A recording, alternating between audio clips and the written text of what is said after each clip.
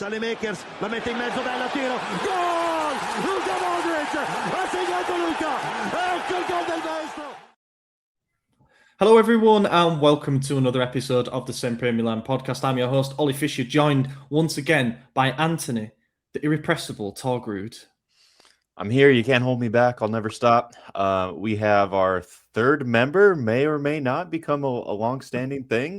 Madison's replacement, rising up from the C team up to the B team. Past them real quick. They're salty. We have the infamous Badairball. Hello, thank you. I think they would be less salty if they knew how early this is, but how early these people record at 7:30 in the morning, dude. But yeah, thanks for having me. Yeah. It's early for you guys. You know, this is great for me. I've just had lunch. I'm having a fun day recapping last night's W. So yeah, it's all good. We've got AJ and we've got AB now, so we're sorted. There you go. Antonio Brown. We've got three of us. First time in a while that we've had three of us, isn't it? As far as I can remember. I don't know the last time we have, to be honest. I know, yeah, it has been a while, but yeah, people have been calling for Maddie to be replaced, as you said, and this is what we've got. If it's a level up or not, you're gonna let us know in the comments. So I think they were calling for him to be replaced before he left the pod. Really. Yeah. What did you say in the chat? Something about you could just sit there and not say anything for an hour. I could replace his vibes. Yeah, absolutely. We've got one game to talk about in this episode, which is obviously the recap of the win against Bologna on Tuesday night at the Stadio Renato Dall'Ara, which is, that's it, because we now don't play again until following Friday night against Pisa away from home. We're in this mad run where we play basically the vast majority of our games away from home, but they're all spread out by like nearly 2 weeks. So, we'll enjoy that little break. It's always better after 3 points as well, of course. But before we dive into analysing that particular game, I'll do the weekly plug of the Substack. Now, many of you will be looking at Stefano Sartori's face there and wondering what exactly he's been arrested for. We're awaiting further details on the charges that have been levelled against him. But yeah, you won't be able to tell from the thumbnail that we won 3-0 last night, but he did the instant reaction video, which is, of course, as always, available over on the Substack. It was the... probably contrary to his face, one of the more upbeat and positive post-match reactions that we've had to do this season because of the nature of the performance. And yeah, that was recorded on the full-time whistle, so you can go check that out. The most recent bonus article, which Isaac put together, was a financial breakdown of the January 2026 window. We're going to speak a little bit about it, how it didn't end up being as busy as perhaps it threatened to be as we were going into sort of that final week and especially deadline day. But despite what it looks like on the face of things, only one signing in Fulcrum. There were some operations for the Futuro and some interesting talents did end up signing. So Isaac looks into each of those deals and what the impact will be on the accounts. The most recent bonus podcast that me and Isaac did, Isaac stepped in for AJ due to work commitments. We did a little bit on the ownership situation, what it means that Redbird have paid off the vendor loan, Elliot have left the scene, who are Manulife Comvest, are they going to do anything? What does this mean for the short, medium, long-term outlook of the club and other projects too, such as the NBA Europe thing? So it was kind of like a corporate overview of where we're at the moment. And Isaac also did another bonus article where he looks into whether Allegri's points calculations, because we know he likes to get his abacus out and say, we need this many points for this. And, Scudetto's not our aim, but I have worked it out in case, we're there or thereabouts. He went through recent seasons and whether his projections are actually accurate or not. There was another pub chat too about Mateta joining. Ended up being redundant. Yeah, Isaac messaged me. We can remove that now. Yeah, as a reminder, you can go and try a week for free over on the Substack. Otherwise, it's $5 for the month, $50 for the year. And all the founding members, lovely founding members, are scrolling across the bottom there. Thank you for all of your support. As always, it was an interesting January, and we hope that you enjoyed our coverage over there. Isaac actually messaged me because we'd recorded the bonus pod and they'd recorded the Mateta video when it looked like it was pretty much done and he was flying in for his medical and all that stuff. And he was like, which should we put out first? And I said, put the Mateta video out first because it'll be out of date in 24 hours. And it proved to be the case. Yeah. Should we do that first? Should we do deadline day first? Because that was quite an interesting build up to the game, wasn't it? Because we've gone from thinking, Mateta's arriving, 35 million-ish euros. We brought the operation forward from the summer. All the reliable sources are confirming it. Mateta, even David Ornstein at The Athletic. Palace have got their replacement lined up. It's all heading towards, wow, we've got a new number 9 coming in, our second striker signing of the window. It didn't happen. And we've been here before. Remember Victor Boniface? Remember, or is it Boniface? I think it is actually Boniface, isn't it? And Matt Pubil, the Almeria fullback, who ended up instead joining Atletico Madrid because we found a problem with his knee too. Are we gutted or not? Like, is this a bullet dodged, or is this one of those where it's like we should have overlooked it? I don't know. I mean, I'm more annoyed with StreamYard putting this 10-second timer on every fucking banner. It doesn't make any sense. But yeah, I think the three of us were the few in the chat that were kind of like, I don't know if this guy is even fit right now, based on this earlier season. So in a way, we were vindicated. Unfortunately, I didn't want to be, right? Like, I wanted him to pass and I wanted him to be good. He definitely is a good player. It just, look, if you're going to be out for the next 6 months because of knee surgery that your current club is hiding, that's not a good sign for any team interested in signing him. So I'd rather be as thorough as possible and have, multiple failed medical tests than multiple players signed for 30+ mil that you can't use, which we're already in that situation now. So I'd rather not just make it worse. Yeah, I think I had watched him a few games in the past few months, and I started tweeting like, he's clearly, he's not running the same, and in the nicest way possible, he's a little fat. It's one of those things where he was obviously not training every day of every week because clearly he was hurt. The thing that makes it slightly disappointing, like, obviously we can't sign him. He's injured. He needs knee surgery. Can't sign him. Understood. But the thing that makes it slightly disappointing is the fact that even injured, he was still pretty productive. Like, he missed a lot of chances at Palace this season, right? And that's what you heard a lot from their fans and reading the stats and all that stuff. But he got so many chances. He created so many chances, and his hold-up was so brilliant. He really got his teammates involved. And as a player, in the past 2 years, Mateta is pretty much exactly the kind of striker we would want. The perfect complement to Leao and Pulisic, a guy who could really bring the ball down, give the whole team running behind, and just open up a lot of avenues for us. So that's the part that makes it really frustrating, is that the management did actually identify the right kind of player, right? The right idea of player, and a player that makes an infinitely more sense to pay 35 million for than Jimenez and Nkunku did. But at the same time, we kind of all knew he was injured, and he was just trying to do the whole I'm gonna save it for the World Cup. But at the end of the day, if you end up playing injured, he should have had the surgery right at the beginning of the season. Then he might have had a chance. But if you end up playing injured, you underperform, and then you're never gonna make the France squad to begin with, and then this never happens. So yeah, especially with a team like France, where the competition is just so stacked for starting. But I mean, you bring up a good point. I just pulled up his stats from this season. He does have 8 goals in the Prem this year on a really bad Palace side, really bad. He's got 12 xG. It's 11.97, so fucking close enough. But that's really solid for an injured player. That's solid for any player. I mean, our top goal scorer right now is also on 8 goals. So could he have done it? Probably. But like you said, if you're going to bring him in, the problem when you're playing through an injury like this is each game's going to get 1% worse, and then you're going to have one game that you're going to get 5% worse, and then 10%, and it's just going to keep compounding. So was he in decent form? Sure. But by the end of this season, if he had came and fought through this injury, he'd be looking at a year out, come summer, if he played every game, which we're all applauding Fulkrug for playing through this broken toe right now. And obviously that's a bit different, a broken toe versus, torn ligaments in your knee. But it's another thing. We noticed Fulkrug probably should have had 2 goals last night. And one of them was a fantastic save. That header had nothing to do with his toe. But the other one was okay, you probably could have done better. And maybe if you had a healed toe, you would have put it away. Maybe not, but it's just one of those things, man. You shouldn't be playing through injury.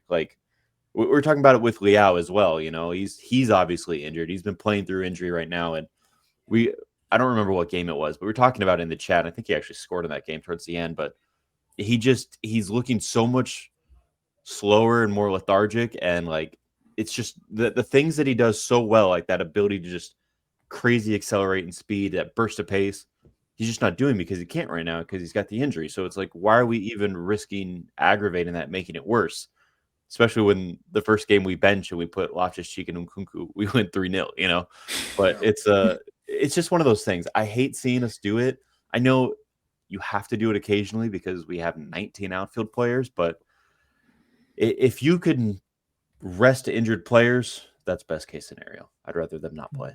Yeah. I think actually literally yesterday's game was the biggest case study for just don't put half fit players on the field. Yeah. And like the compounding value of like, yes, okay, Loftus-Cheek is not better than Pulisic or Leao, obviously. But just the fact that he's 100%, he can run, just added so much stuff to the team. Yeah. In his space. Yeah. 100%. On the Mateta thing, I know quite a few Crystal Palace fans, and when the rumours started to intensify, I sort of texted a couple of them, said, how's he actually been this season? And please take the emotion out of it, because I gather that Palace are a bin fire at the moment. You know, they had such an amazing and magical season last season under Oliver Glasner. They won their first ever major trophy, and they got into European competitions. Okay, downgraded to the Conference League through the courts. But they scored the winner in that, right? He scored they won 2-0, didn't they? I think he scored one. Okay. It was I think. Yeah. Yes, of course, yeah. But it felt like it was all rosy in the garden, right? And then, of course, over the last maybe month or two, things have started to really unravel. Matt Gahey goes. Glasner has announced publicly that he's not staying beyond the end of the season. All of a sudden, I think all the stars start to get their head turned a little bit. In addition to the fact that as mentioned, he's been playing injured this season. Mateta. It didn't surprise me that he's had his head turned basically towards the end of the window. He seems pretty open to joining Juventus. He's always been open to a move to Italy by the sounds of it. So we come in where we're looking to bring forward that operation plan for the summer. Operation being the key word here, I guess. And I went to bed the night before deadline day thinking this is all a bit too good to be true, because 35 million. So if you rewind a few months to the end of last season, given, you know, all the context about the season Palace had and the season Mateta had, I think it was 19 goals in all comps. We were not even in the discussion for a player like him. He's going for 50 to 60 million plus, probably to another Premier League club, potentially, you know, another European giant. But he's operating at a fee that we are not in the ballpark of paying out for players. All of a sudden, you know, we do like to buy in the dip. You can list off various examples of players that we think we're procuring on kind of a smart deal with a discount, and we can get them back to where they were. Maybe we'll start to see that with Nkunku as the months progress. But effectively, we've struck when the moment's right, and 30 to 35 million, depending on the source that you believe, all of a sudden didn't feel like, you know, it wasn't possible a few months ago. And it felt like no matter what, it was a statement signing, because Mateta is still a name. And I had people texting me who were fans of other clubs saying, well, that'd be quite a good move. You know, he was unplayable at certain points last season. And that's why, you know, going into deadline day, I was like, what's going to mess this up? Something doesn't seem right to me. Then, of course, come the reports of us doing extra medical checks. We knew we'd been here before with Boniface. And it's just a case of wait and see, which is a frustrating position to be in a fan, because you want to get excited about the shiny new toy that's coming, that we get to look at and say, look, here's our new long-term number 9, even though he's 28, whatever. So then as things start to unravel, I'm going like colder and colder on it all. I'm just thinking, all right, if this guy's knees are knackered, Palace are trying to kind of offload him at this moment for a reason. They're about to go and spend all the money and some on a guy who scored 2 goals for Wolves all season. Like, I'm not really, none of this is adding up anymore.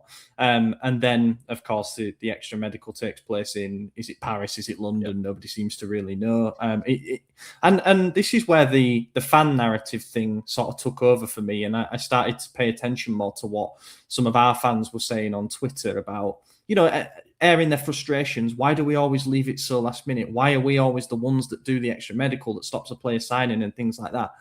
And as you kind of said, I'd rather us be thorough with these kind of things, because what's come out since is that Palace sent over the documents to us on the Saturday, so 2 days before deadline day. and said, this is all the information on his knee. We sent over our chief doctor, a guy called Mazzoli, and did some further investigations. Knew that he'd been playing on injections, which is not good because, you know, after a while you can't do that anymore. It adds up. Knew that he'd had a problem in 2019 when he was at Mainz. He needed reconstructive surgery on his knee. And we always have red flags when it comes to that kind of thing. And then knew that this surgery was a case of when, not if. You know, he needs this fixing fully. So does he do it as soon as maybe we sign him on loan with an option or on loan with an obligation. So you kind of forget in that first 6 months, but he has that surgery done. Then he goes and plays in the World Cup. He comes back and he's healthy because he would have been out 3 or 4 months. He's not keen on that because it takes him out and he might not even go to the World Cup. I kind of understand that. But again, as you alluded to, AJ, the story then was that if he keeps playing on injections and he has this surgery in the summer, he will miss half of next season. It's like a 6-7 month thing to clean his knee out again. So then, you know, by the time that everyone was saying deal off, I was kind of at peace with it, basically. I was like, there's too much here that adds up to it being... So I don't understand... I don't really get the people who are so furious about the way we handled it. That's the thing that I think frustrates me the most, because there's all this stuff of, well, we should have had someone to pivot to last minute. We didn't plan on signing another striker. We only went for Mateta because he was probably going to Juve if we didn't get it done, and also because it was an operation plan for the summer, and that opportunity then, you know, we could bring it forward. And dominoes have to fall in order for us to be able to potentially get him in the door. So all of a sudden, Wolves preparing for relegation and getting ready to sell Strand Larsen. Wolves have lined up their replacement, Armstrong from Southampton, and the door opens. That door hadn't opened 2 weeks before the end of the window. Like, unfortunately, that's the way it is. These things do happen quite late. And then what were we supposed to do? That 35 million that we had, let's pivot it and spend it on, who the fuck cares? Just get a striker in. No, we did everything that we should have and needed to do for the guy that we thought was the guy. Turns out he isn't the guy. That's fine. We move on. Yeah, I think the main, the weirdest part, rather not main, was the difference in media, from English journalists to Italian journalists. Like, all the Italian people who obviously get their information from AC Milan and the club and Italians, says, yeah, he's hurt. There's a knee injury. Like, this is not looking good. They need to do extra medical checks. All the English journalists who get their information from Crystal Palace and those sources are saying, hey, he's fine. I don't know what the deal is. Like, he's going to go. He's going to be in Milan. And it really does show, I don't want to say shadiness from Crystal Palace, but they were trying to keep this under wraps and trying to downplay the injury so that they could sell us a player ultimately at a premium, right? Because he's not worth 30 mil with an injured knee. When he's going to be out for 6 months, he's just not worth that. I don't know where his contract's at, if he was going to have a year left or 2 years. 2027, so 18 months. Okay. So, yeah, I mean, he would be, by the time we could sign him, a year left on his contract, which is going to reduce that fee quite a bit, in my opinion, right? Maybe it'd stay the same after the surgery, who knows? But that seemed a little dirty. I didn't like that. So in that sense, I'm glad we did our due diligence. I do think that there were other opportunities. Like, Vlahovic is free this summer. We've wanted him for multiple years now. It's the one of two guys that Allegri's asked for by name. And, you know, you could have thrown that 30 mil his way and maybe tried to get him a little bit early. Now, dealing with Juve in January is not easy for Milan. The other thing is Vlahovic wants insane amount of money, and I don't know if this deal ever happens, but it's one that keeps coming up. So the point I'm making is that, yes, I'm happy we pivoted away from Mateta, but I do think if we said we need another striker right now, there were other options. And if you're in the mindset of we have to sign one this summer and we're just going to go for the opportunities, you got to have more than one opportunity lined up, in my opinion. Now, I'm not saying you have to get anyone, but just show that you are working, and they probably are, you know, behind closed doors. But from a fan perspective, it's just frustrating to see it, not because the club did anything wrong, just because it's a failed medical. You know, that's the annoying part. It was the same with Boniface, who I believe is now retired, which, like, that's the biggest bullet dodged in history, right? The guy had a bad knee and then retires a month later. Like, why are Leverkusen willing to do a loan with option? Who cares? Let's move. Well, and that's the other thing we have to consider is, like, why are these clubs offering us such discounted rates, right? Like, yeah, we got lucky with Pulisic coming cheap because he was super injury prone and wasn't doing a whole lot at Chelsea. Like, and then that one worked out, but it's not going to work out every single time. So we were bound to get a bad one. Nkunku looked like one of those bad ones that started flourishing this month. You know, maybe it continues, maybe it doesn't, but it's just one of those things, man. I think the issue is that we're going for injury prone players more than anything. Like if we just identify a target, fits the profile, doesn't have an injury history, well, he's probably going to be 60 mil, right? We understand that. But in a world where we could afford them, it's like, let's just do that. Let's do the safe thing. Let's make sense. But instead we wait 30 days of a 31-day window. We find someone who we know is injured or has an injury history, who's on discount at a team in disarray. And then we try to make it happen in record time, and then it fails. And it's just frustrating that way. But I don't know. I think the most important thing that they actually did do was, like I said, they did not pivot to a random, like, we need a player, here's a player. That's the most important thing that they didn't do, because they did that in the summer and signing Nkunku, and it was an absolute disaster, right? Now, obviously, hopefully that going on the rest of the season, we see that more favorably. But the idea of it was not a good process, right? You and especially because they had Boniface was the idea. That's one type of player, one type of deal. And then all of a sudden, when that didn't materialize, they're like, actually, here's a second striker and 40 million, go. Like, just completely like scatterbrain. Here, okay, I've seen a lot of people being like, well, if we had 35 million, why didn't we just, it's like, well, okay, that 35 million, the good process, a good club that says that 35 million is earmarked for that guy, right? That specific player. He is an opportunity. Mateta represents exactly what we need from a player. If we can get him for 35 million and he's healthy, that's the one we move on. It's not 35 million for any random striker that costs 35 million, because you could get Piccoli for that. Like, what does it matter? You know what I'm saying? Like, you don't just need a body. You need, for 35 million, you have to get the right guy. It's not just a guy. Because in terms of just making up the numbers, we have Leao, we have Pulisic, we have Nkunku, and we have Fulkrug.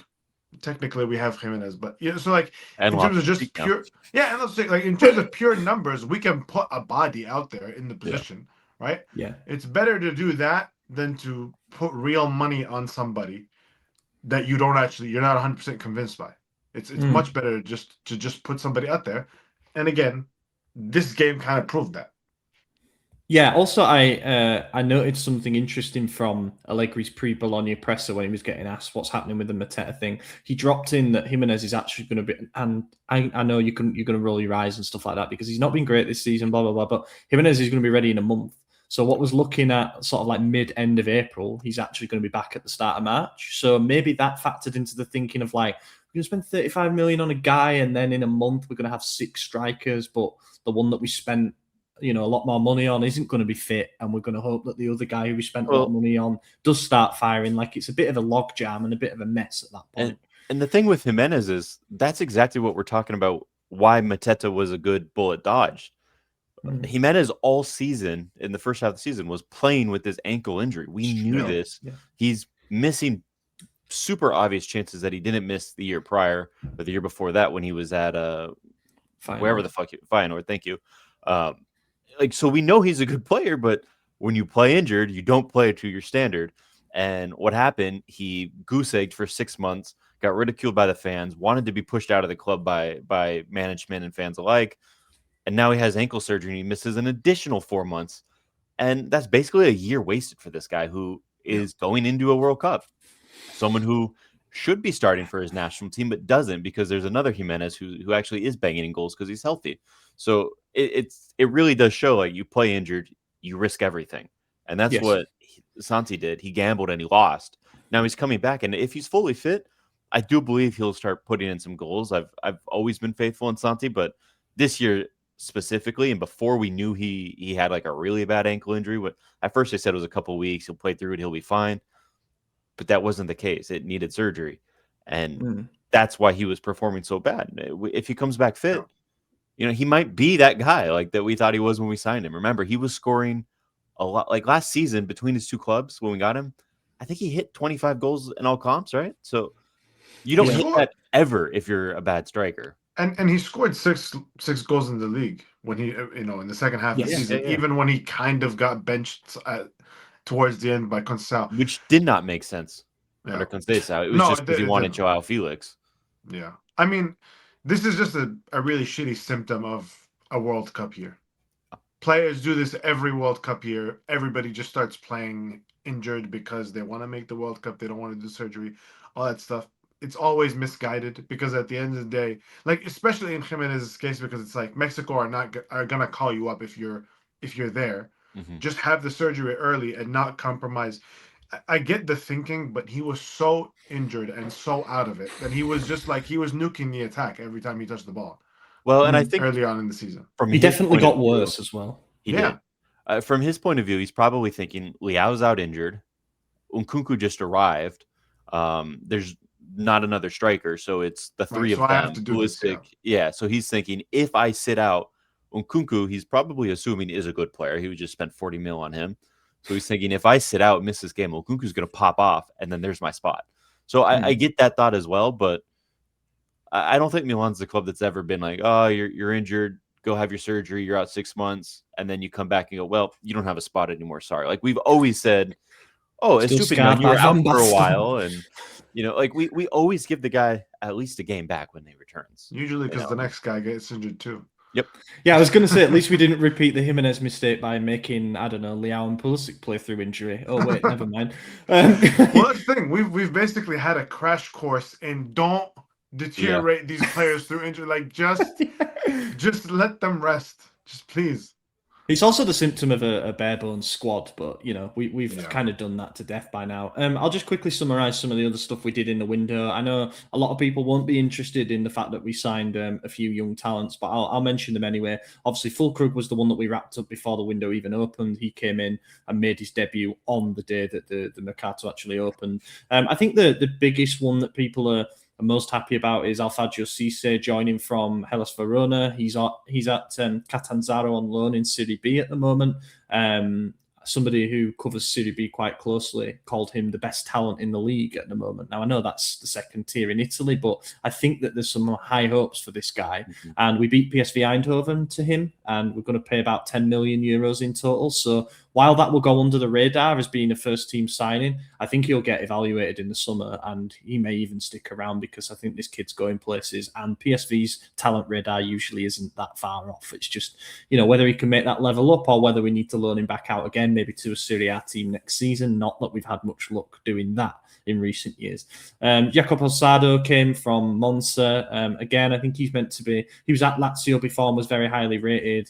Monza managed to turn his head and then they got relegated, so he's made the jump back up. El Hadj Malik Cisse has been playing for some team in Senegal. I don't know anything about him, really. I don't know if he's highly rated or not. Yaya Idrissi Regragui? Butchered that pronunciation possibly, but he signed from Chelsea. He's a 18-year-old attacking midfielder. He was really, really good at under 16 level in 2023-24, as in like their best player by a mile. Has stepped up to the under 18s. His numbers aren't quite as good there, but I think he's a free, so we might as well try it. Magnus Dalpiaz has joined from Bayern Munich, another teenager fullback. But Bayern have retained a buyback clause on him, so it's basically another Alex Jimenez type deal. Not too much to talk about there, but at least we're restocking the youth sector a little bit, I guess. Yeah, I mean, that's always a good thing, right? I have no issue with it. I don't even know the money for the four of them combined. I didn't know the two Cisques were different people. They both signed on the same day. The rumor started on the same day. I had no idea that it was two separate guys with the same last name until one was doing the medical, and then I saw a report that said the other one's deal is closed, and I said, wait, what?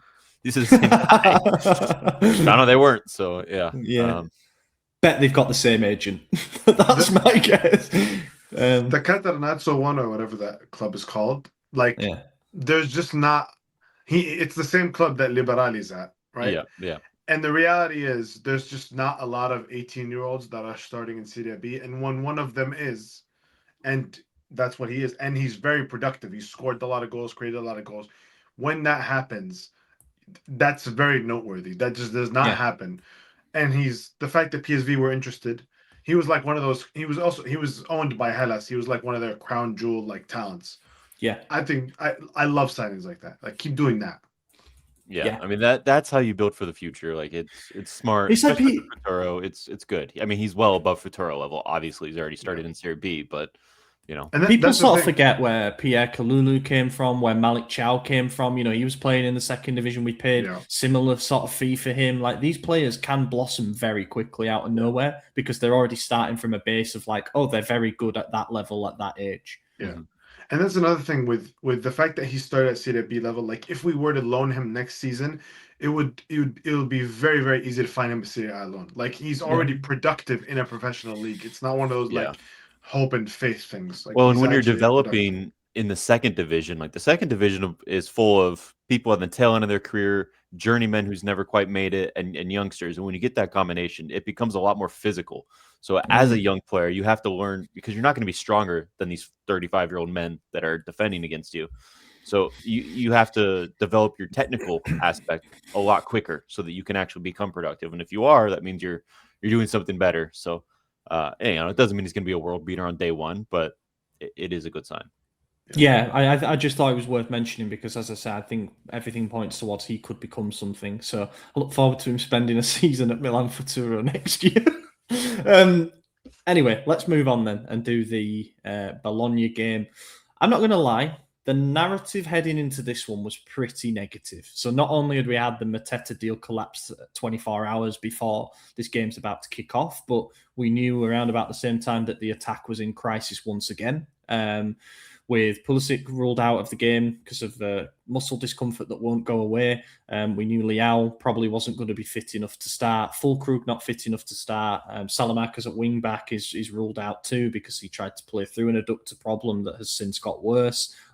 Oh, wow. Almost as if there's some precedent for that. It's crazy because his last few games were bad as well. So yeah, they were. I shouldn't have tried to play through that Roma one. I think he was just hoping to get through that on adrenaline, and he's caused a bit more damage. But hopefully he's back for Pisa. If not, it'll be the game after. But if you then sort of lump, but we could hear that. Damn it!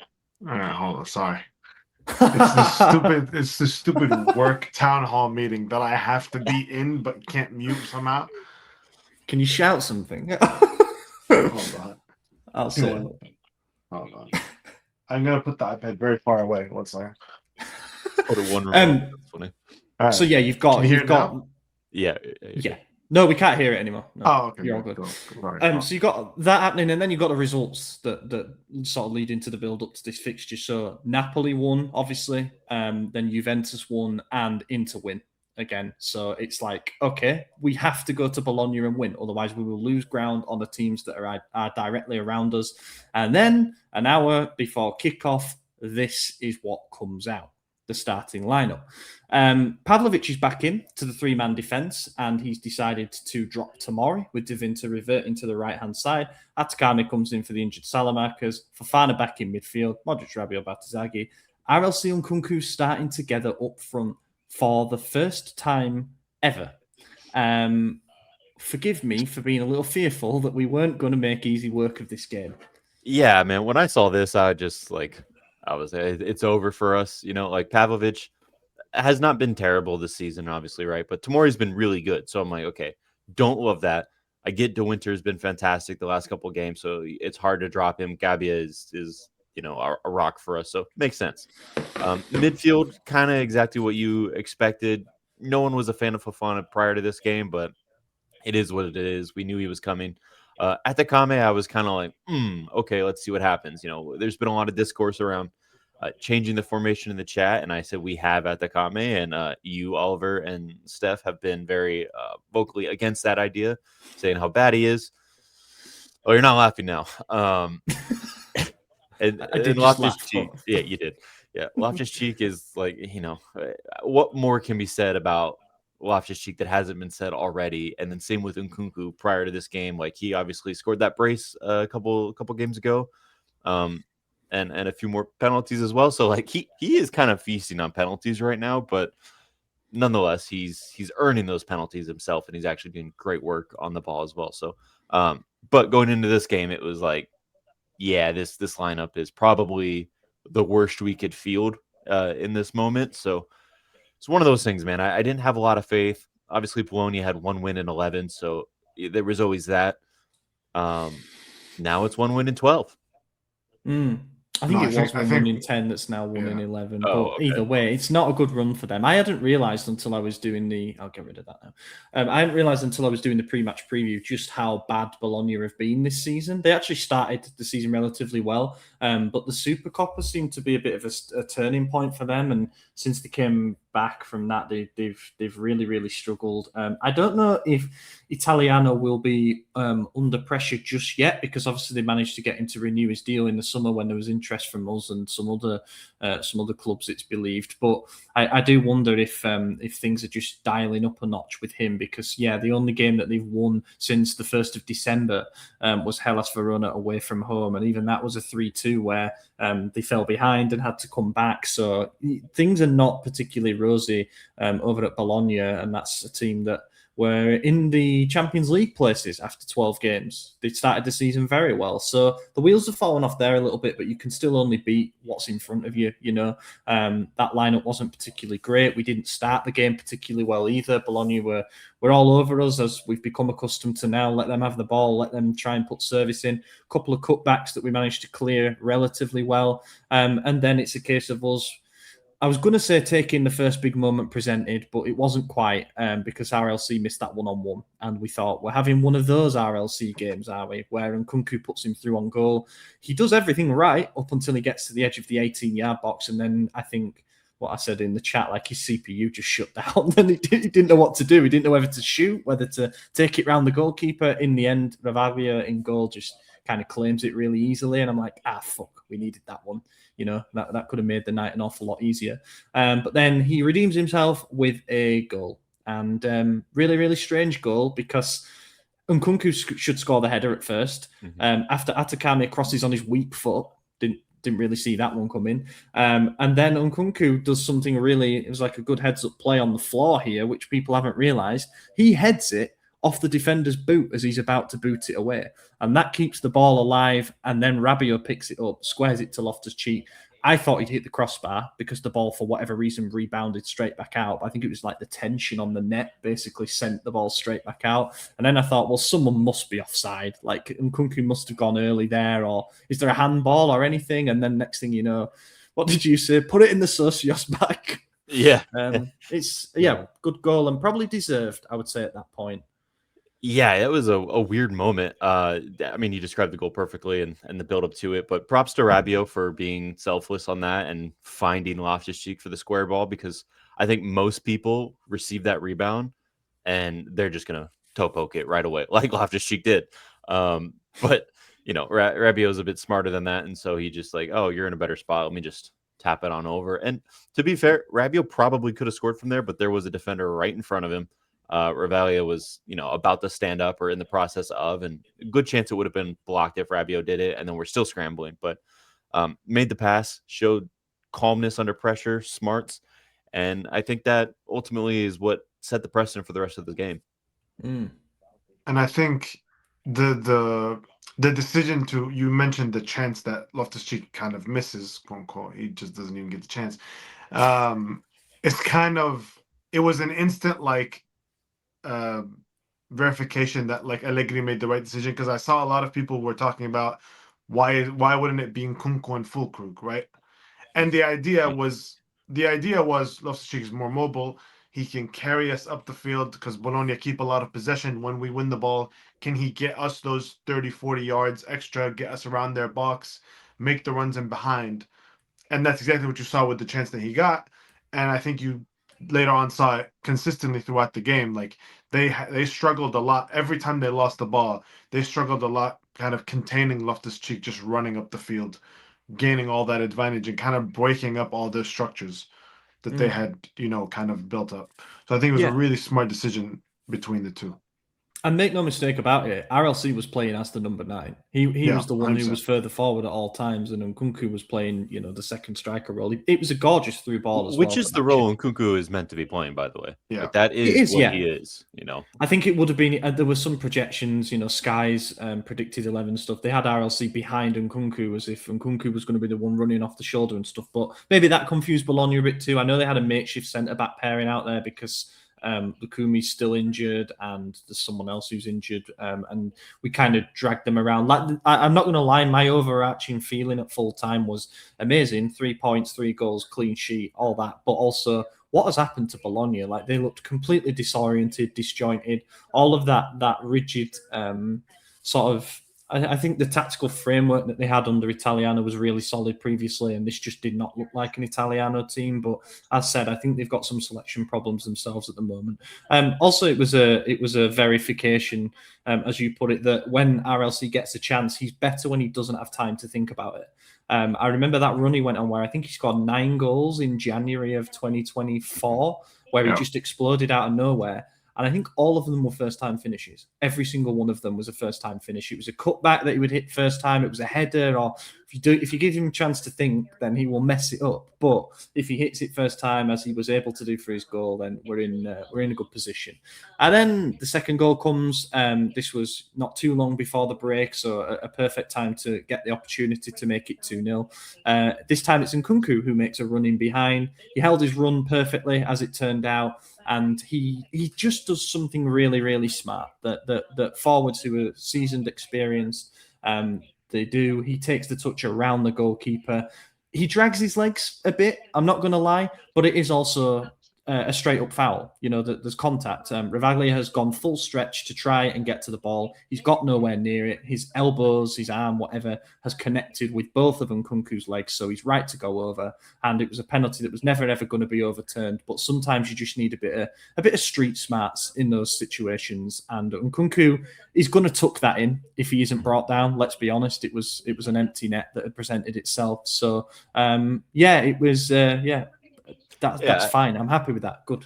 I think it's the right thing to do in this situation. You know, it's a little cheeky from Nkunku. You know, it's gamesmanship. You know, but to know that he's coming through right here. If I just stop my run, I'm getting hit. Right, I'm getting taken out. I'm gonna mute you right now because I can hear the call. You know he's going through you, so you're like, yeah, let me just take the penalty. Like, you could try to jump over this, try to stay up to score the open goal, but what happens if you don't, right? Like, what happens if you stay up and then the ball's too far from you? Now you just missed an opportunity. So you take the penalty, and it's easy. I've never seen a worse goalkeeping performance during a penalty. Like, he dove before Nkunku was even running at the ball. So it was like, well, I know exactly where to put this now, you know, and then what people aren't talking about is the dude should have been sent off because not from the foul. I mean, this could be a card, but then right after Nkunku scores, he shoves him soft, but he shoves him 2-handed push. It's obviously frustration. But then after the third goal, he shoves Nkunku to the ground too. And it wasn't even Nkunku's goal.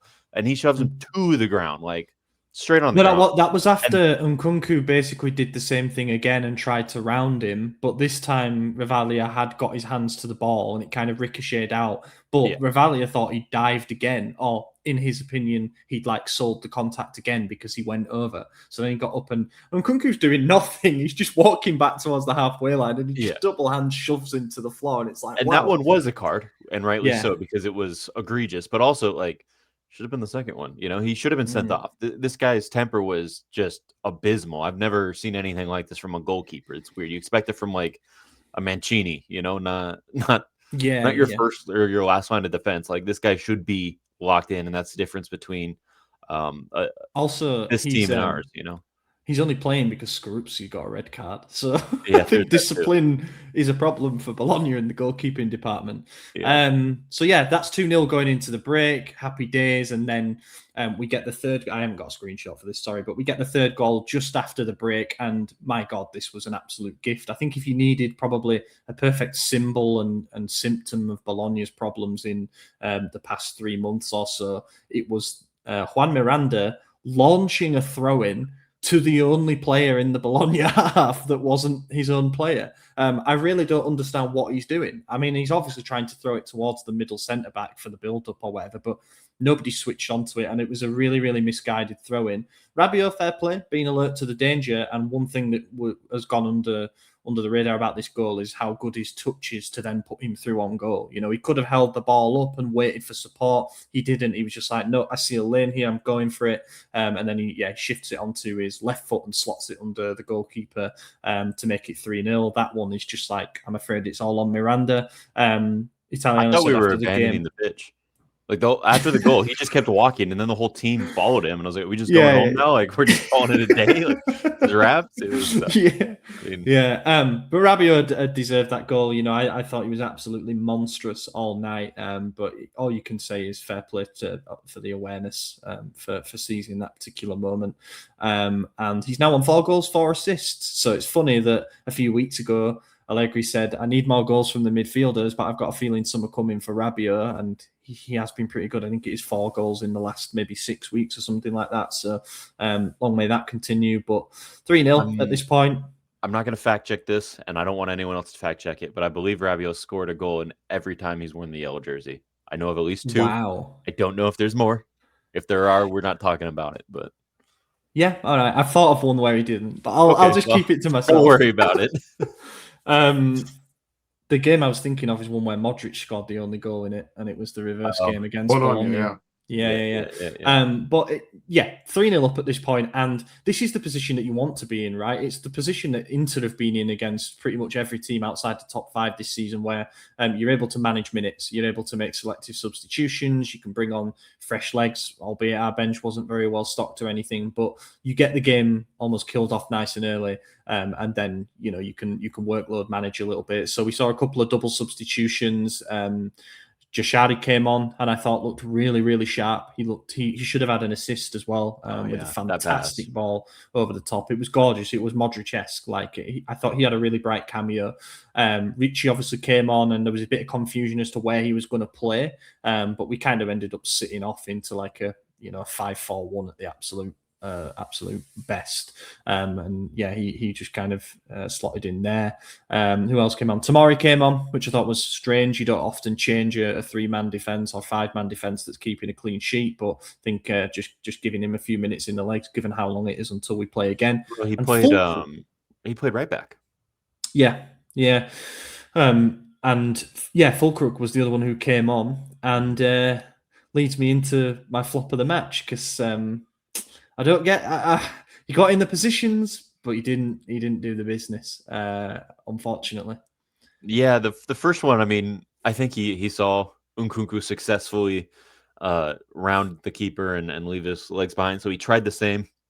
I don't know what that move's called, like a chop or something to change direction. And I mean, look, it beat the last defender. It just didn't beat the goalkeeper, who was right there and probably very keen to it after it happened a few times to him in the game already. So.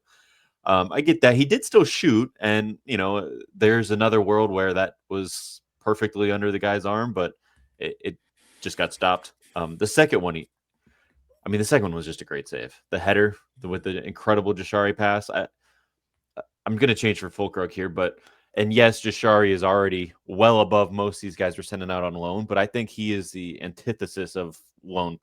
Why you send a guy on loan, because we know he's not starting over Modric. We know he's here to learn under Modric for the next year until Modric decides to retire or whatever. And it's just showing how incredible he is, because he gets to sit back every day, learn from the greatest midfielder of all time. And then he comes in for these little cameos and he's doing the same things just as good as Modric in his prime. So it's showing, obviously there's a lot more talent involved in this guy and all these things. And I see Ahmed laughing, but it's just like, yeah, keep the player at home. Let him learn, You're saying he's prime Modric. Is that what you... I'm saying he's better. I had to just be like, oh, prime Modric, right? Okay, yeah.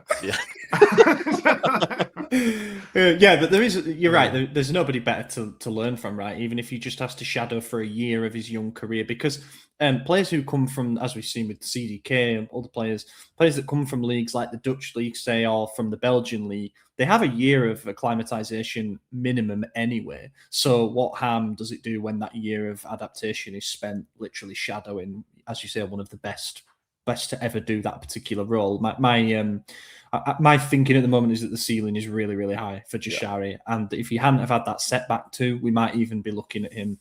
I forgot about that. I know, he missed months with the thing. But what I thought was interesting about Fulkrug as well, because we were talking about playing injured and stuff. For both shots, the header that he had that was really well saved was offside, actually, so it wouldn't have stood. They showed a replay where he just strayed off. But anyway, that was a very good save, yes. But the 2 shots that he had where he checked back, he went onto his left foot, and he's right-footed, and he's got a broken big toe on his right foot. So you've now got players, you've got strikers coming on, deliberately shooting with the other foot because their strong foot is currently fucked. So yeah, there you go. That's Milan at the moment. And I think that's about it. You know, we saw out the remainder of the game with relative comfort. Nkunku maybe could have had another one, as he admitted himself after the game. But I liked the celebrations in front of the travelling fans at the end of the game. There was a bit of a huddle. A couple of the players spoke about unity afterwards and about how it's not about what I did or what he did, or it's about, you know, we just got to keep trucking through this as a team. Love that. They're all saying and doing the right things at this moment. 23 games unbeaten. 22. What are we on now? 22. Yeah, it's 22 because Inter's on 11. So yeah, and that is again, it might have been candy from a baby stuff against this Bologna team, but we've struggled against them when they were mid-table shit. You know, it's not usually a great hunting ground for us, and we got the job done really convincingly. And now we get another extended break until we have to play Pisa again, while our rivals are in action in various competitions. So it was a job well done.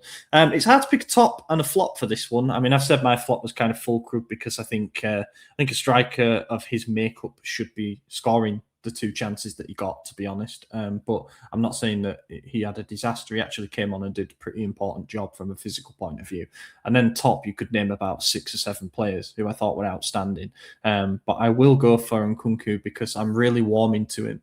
I had a look at the numbers because I remember that a lot of his initial appearances, so even though his goals per appearance number or whatever looks bad, a lot of those appearances were off the bench. He's got 8 goal contributions in 20 games for us now, but the average is 1 every 127 minutes.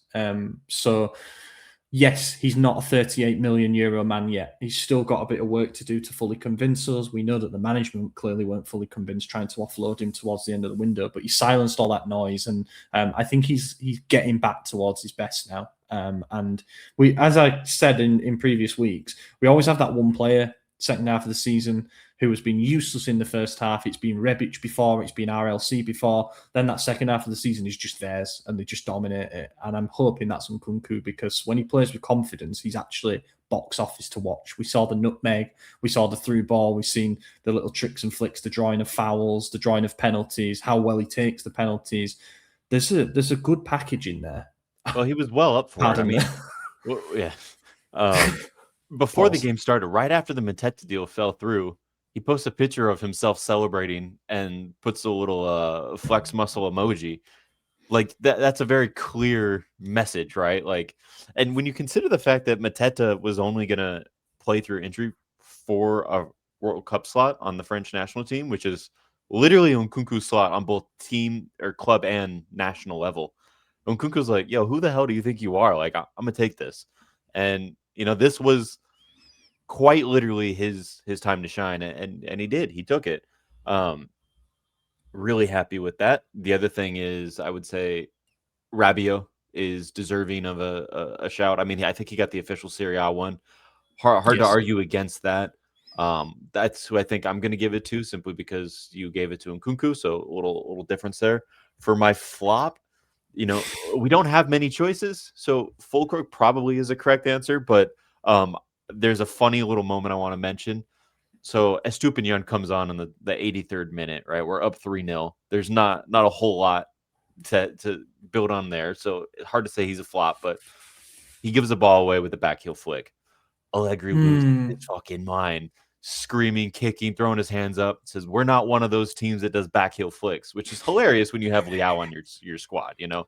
Like, that's all this dude does. So it's just so funny. It just tells you how much Allegri does not like Estupiñán, because if Leao does a back heel flick, he doesn't act like this. If anyone else did it and we're 3-0 up, it's like, all right, you know. I think he has lost his head at Leao trying one before, but the funniest thing, of course, is that it's just off the thing there, but in the bottom corner it says Bologna 0, Milan 3, 89 minutes, and he's there losing his shit, turning around. He didn't watch the penalty again, which I love. Yeah, I yeah. love that superstition that he had.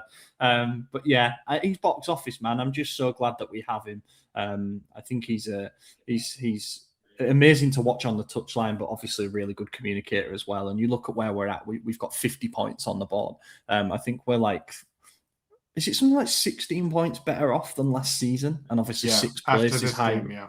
Yeah, I mean, that is just wild. Like, there's only few coaches in the world who can come in and have that kind of impact, really, in terms of dragging. And it's a lesser squad in terms of quantity, quality you can argue, but he's dragging us. And I do feel fortunate that we have him. But you can do your picks if you want. Yeah, I think we have to mention De Winter, whatever the hell his name is. Yes. I mean, he was, because I complain about the center backs nonstop. They're always the problem position for me. And he's been putting up better performances, but this was his first, this was a great performance from start to finish. And the most important part to me, on the ball, his passing was fantastic. Yeah. And it's our weakest. None of our center backs are good at are good with the ball. He was always the hope when we signed him as the Chow replacement, which is like something Chow excels at. He was the hope that this is the guy who can, kind of compensate for that. And he was absolutely brilliant yesterday. And I think he would be my man of the match. And flop Pavlovic, just because I don't like Pavlovic. And not even with his hair. He's not a skinhead anymore. No, he's grown it out, and it doesn't look right to me. He's a bad player, man. He's just a bad player. He had that moment where he went on a run. He just decided, right, okay, we're winning 2-0. I might as well have a bit of fun. And he just went. AJ has watched enough games with me.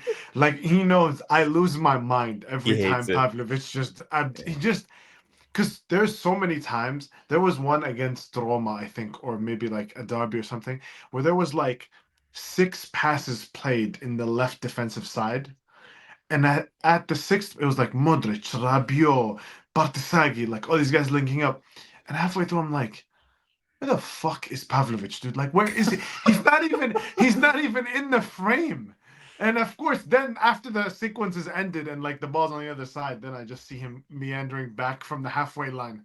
And I'm just like, what the hell was he doing up there? Like, he pisses me off. He everything he does pisses me off. There was a moment in the Bologna game where he just made a run, and we weren't even like building up or anything on his side. He just made a run, and he runs all the way offside, like to the Bologna box, and we're not attacking yet. And you just see Rabiot go, like, throws his hands up. Like, what are you doing, man? There's a coach in his youth career. There's a coach that obviously switched him from an attacker to a defender, right? Yeah. Yes. And clearly he hates that guy, and clearly he hates that moment, and he regrets the fact that he accepted it every day of his life. He does not want to be a center back. Nothing about him wants to be a center back. That Roma goal was the worst thing that could have happened to us because he so scored by doing the thing. You're never gonna get him to go back into his shell now because it's like, I did it. I overlapped Leao and got the goal. Like, he's never gonna. And the worst part, like, there's so many early on in the game. There were so many instances of Orsolini gets the ball, Bartizagi's in his face, right? And then there's a player making the run in behind. And it was never Pavlovic going to come to mark that guy. It always had to be Modric that had to come all the way back to kind of follow him into the box. I'm just like, that's your job, dude. Where are you? Why are you never there? Yeah, it surprises me that Allegri puts up with it so much. But I tell you what, Pavlovic strikes me as a really good Chris Wilder player at some point in the future, just with the overlapping centre backs. Yeah. Anyway, job done. Happy days. Do you know who the newspapers gave the flop to? You're going to be surprised by this. Mike Maignan, because one of them said, I think it was Corriere dello Sport said, he could have brought a deck chair. Because he just wasn't needed. So he signs his renewal and then has nothing to do for the entire game. But I mean, I don't know if that makes him flop, though. Like, the lowest marked at a 6, which I think says okay, that's fair. FotMob have him at a 7.7. They claimed some good stuff. He made some saves. Yeah. He made 2 really good. There was that one that was down low that was kind of scary, bottom right. That he didn't catch, but he swatted away and then had to dive on the rebound. And then there was another one, I don't remember when, but it looks like it says high claim towards the center. So that was right at him. He just boom. So that one was simple.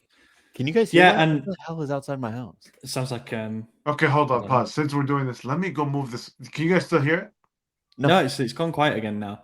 I'm going to All right, display the I'm stats afraid here. that it might come back. Possession's dead.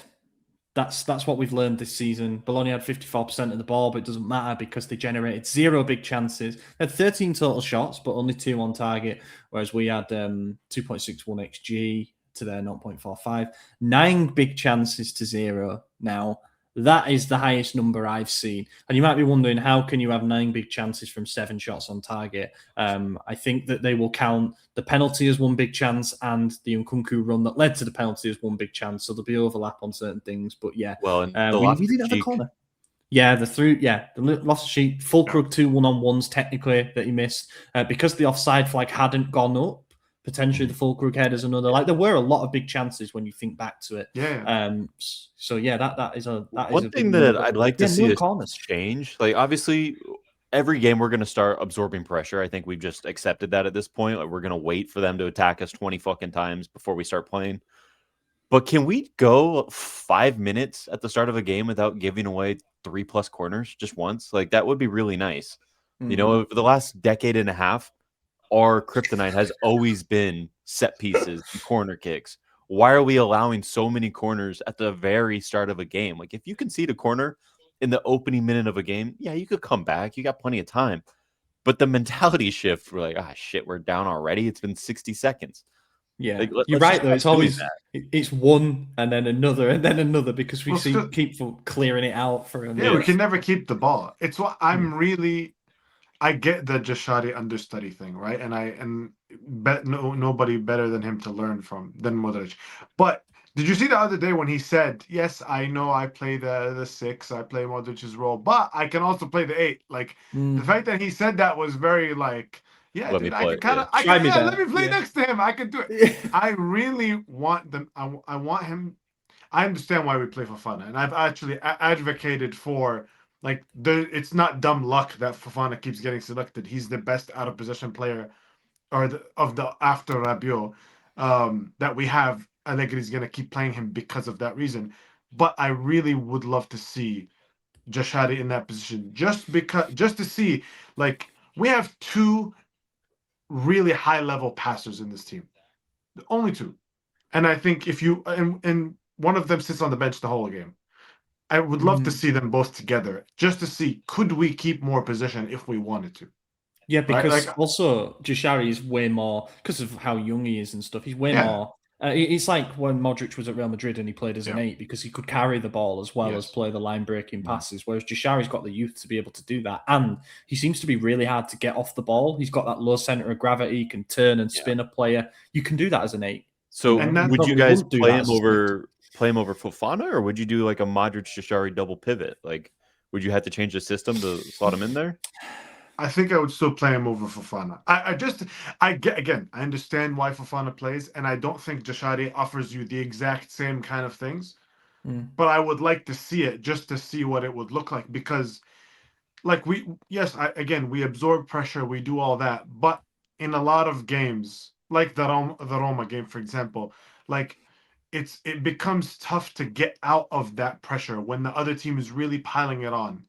When you Yeah. only have 2 really when Leao's injured and Kunku's getting bullied by a bigger center back, there was no outlet, right?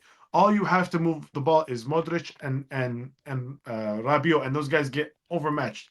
I would have loved to see one more guy who can kind of do that because, like you said, he's hard to get off the ball. He's a great passer. He's mobile, right? Because he's young and all that.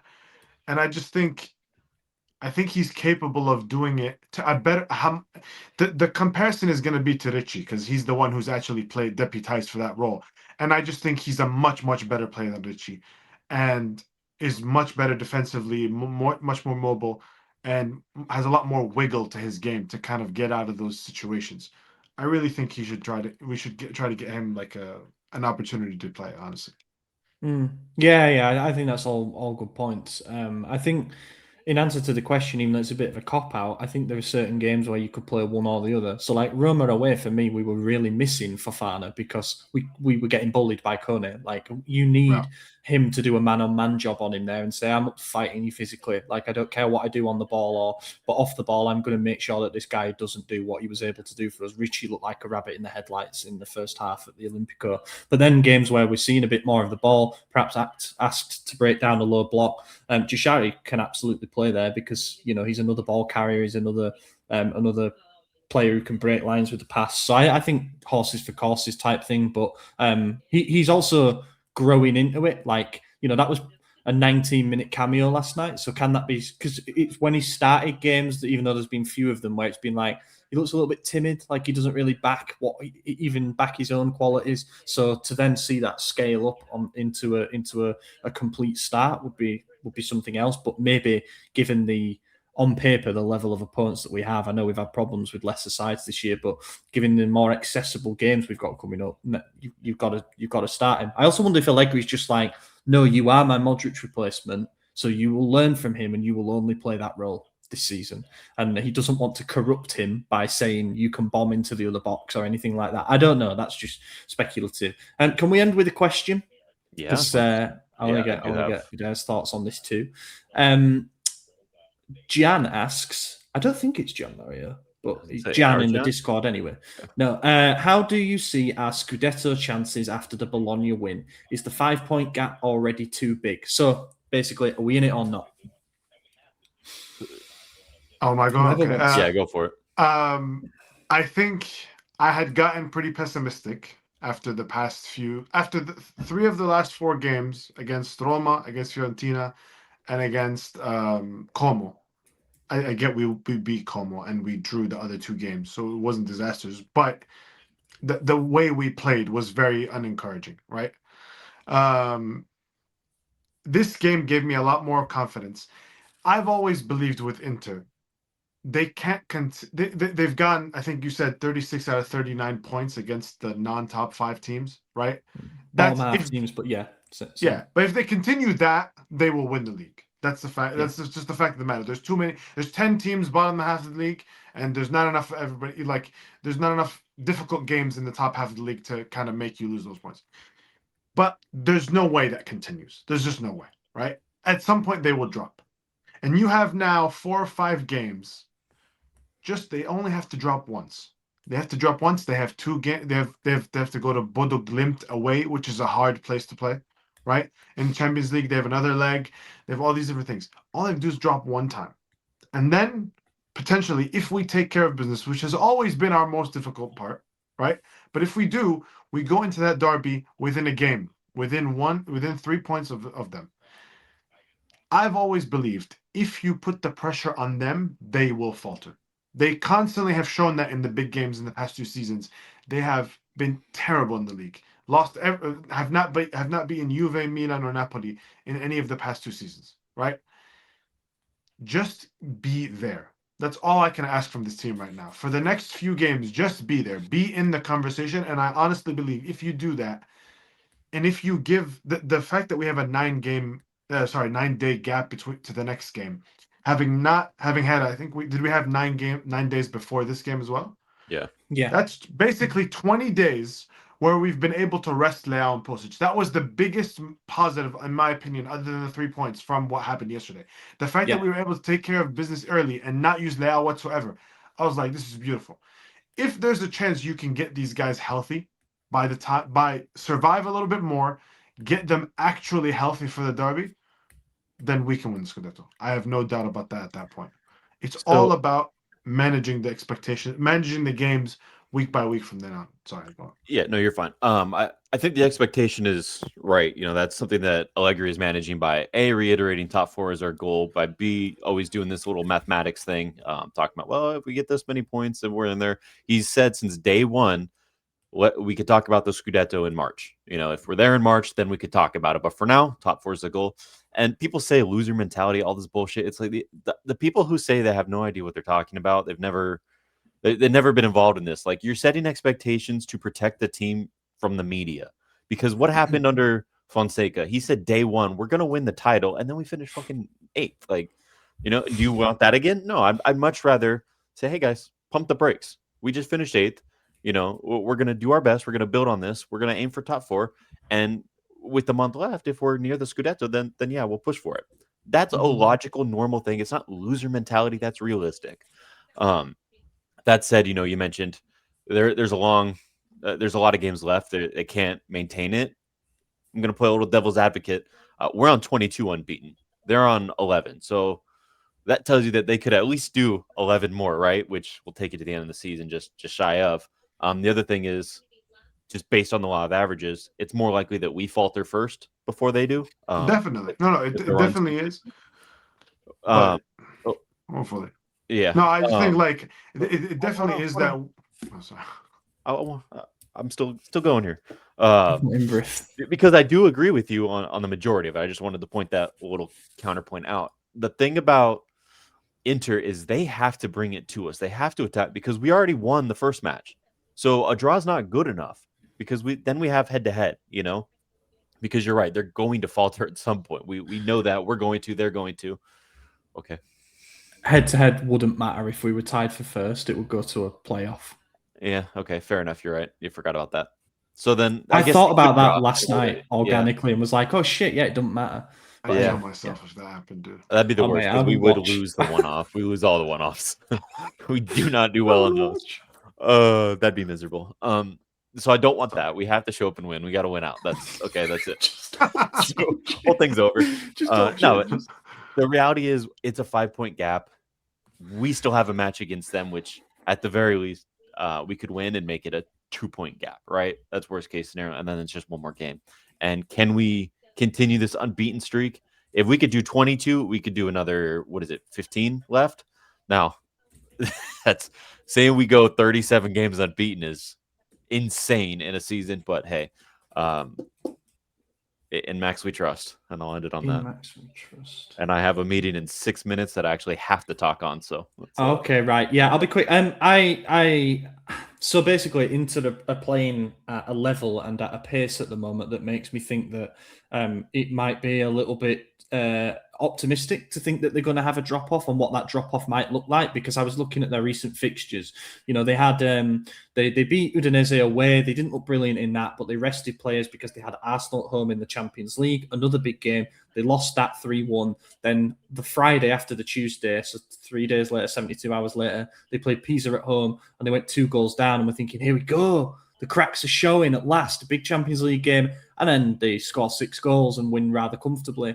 Then, of course, they have the Dortmund trip where they go and win, but they don't quite get into the top 8. And thinking, will there be another European hangover? Because, Cremonese have made it difficult for some teams this season. Nope, they go and win there 2-0 comfortably. So we haven't seen that lag from them after the European games because I think they've got the best squad in the league and the squad that's equipped to win. Also, they've collapsed in previous seasons under Simone Inzaghi.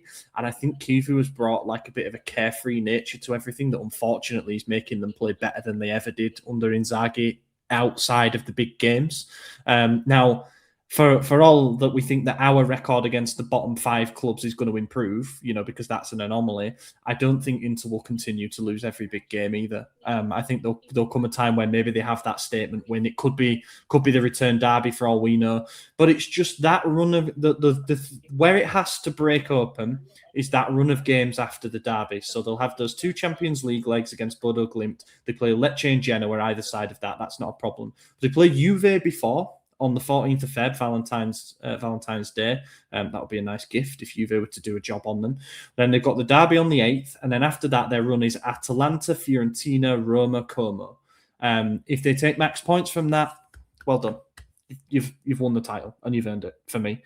But we don't know if there's going to be other games interspersed with that, if they get through the Bodo Glimt tie and stuff like that. But I just think, that's the run of games where it'll be decided. For me, I'd still make Inter relatively strong favourites. But for now, as you said, Badea, we just have to be there.